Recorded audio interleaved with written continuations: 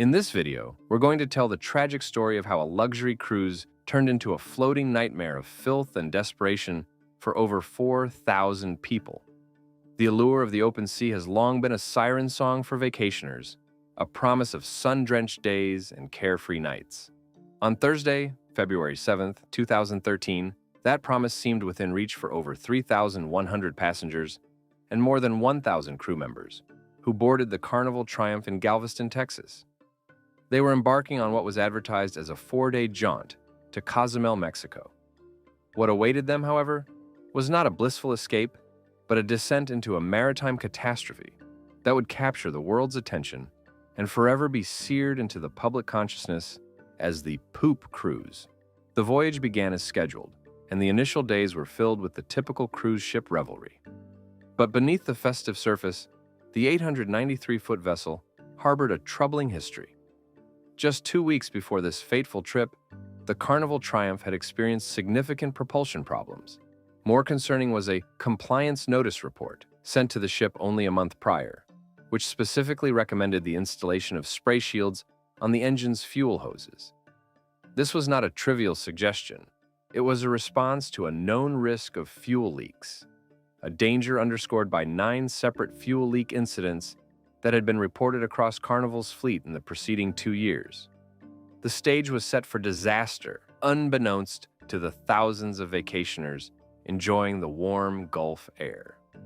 In the pre-dawn hours of Sunday, February 10th, as the Triumph was making its way back toward the United States, that hidden danger became a terrifying reality. At approximately 5:30 a.m., a fire erupted in the aft engine room. The ship's automatic fire suppression systems activated and successfully extinguished the blaze, but the damage was done.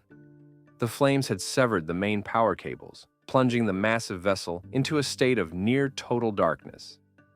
The engines fell silent. The ship was now adrift and powerless, a ghost ship floating in the vast expanse of the Gulf of Mexico. With the loss of power, the ship's essential systems began to fail. The most immediate and infamous consequence was the failure of the sanitation system. Toilets ceased to flush. With thousands of people on board, the situation quickly became dire. Raw sewage began to back up, overflowing from toilets and seeping into the hallways and cabins. Passengers reported a stench so overwhelming it was difficult to breathe. To cope with the unsanitary conditions, the crew began distributing red biohazard bags for passengers to use for human waste. These bags, once filled, were often left in the hallways, further contributing to the foul odor and the risk of disease. Passenger Michelle Key would later testify, "I walked through water and feces and urine, no telling what else. We would slip and slide through greasy, gross, slippery muck." The lack of electricity also meant no air conditioning, turning the ship's interior into a sweltering and oppressive environment. Many passengers were forced to abandon their cabins. They created makeshift shelters on the open decks, using bedsheets and towels for shade, creating what looked like a floating refugee camp. Food and water became scarce. With the kitchens largely inoperable, the crew was reduced to serving cold sandwiches and other limited fare. This led to long and often tense queues, with one passenger recounting how they had to wait in line for hours just for a single meal. The initial shock and fear among passengers soon gave way to a grim determination to survive the ordeal. For 5 agonizing days, the passengers and crew of the Carnival Triumph were trapped in a floating ordeal. Passenger Debbie Moyes described how some people panicked, saying, "People were hoarding food, boxes and boxes of cereal, grabbing cake with both hands." Others formed prayer groups and assisted elderly and infirm passengers. The crew, enduring the same wretched conditions, were largely praised by passengers for their efforts to maintain order and provide what little comfort they could. Meanwhile, a slow rescue operation was underway. The initial plan was to tow the crippled vessel to the port of Progreso, Mexico, which was the closest port at the time of the incident. However, strong currents pushed the ship northward, making a tow to Mobile, Alabama, a more viable, albeit much longer, option. The decision to tow the ship hundreds of miles to Mobile was questioned by some, with allegations that financial considerations, rather than passenger welfare, may have played a role. The towing process itself was fraught with challenges. The first tugboat arrived, but the massive size of the Triumph required the assistance of additional vessels. At one point, a tow line snapped, causing further delays and deepening the despair of those on board. The world watched as the poop cruise limped slowly toward shore, its passengers caught in a seemingly endless nightmare. Finally, on the evening of Thursday, February 14th, after 5 days adrift, the Carnival Triumph was slowly guided into the port of Mobile, Alabama. As passengers disembarked, some kissed the ground in relief.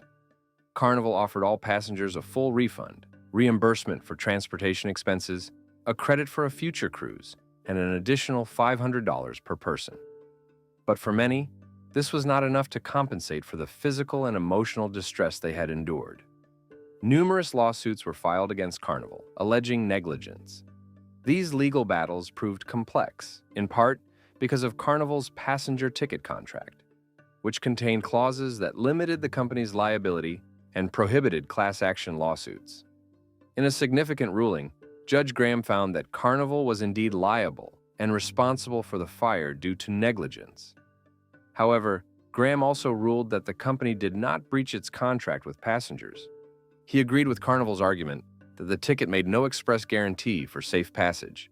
The National Transportation Safety Board, NTSB, launched its own investigation, which confirmed the root cause of the fire, a leak in a fuel oil return line for the ship's diesel engine. This leak allowed fuel to spray onto a hot surface, leading to the ignition. The investigation also brought to light the ship's troubling history of mechanical issues, including the fact that the very generator that caught fire was overdue for maintenance. In a bizarre and tragic epilogue to the saga, on April 3, 2013, the Carnival Triumph's ordeal was still not over. While undergoing repairs in Mobile, the ship broke free from its moorings during a period of high winds.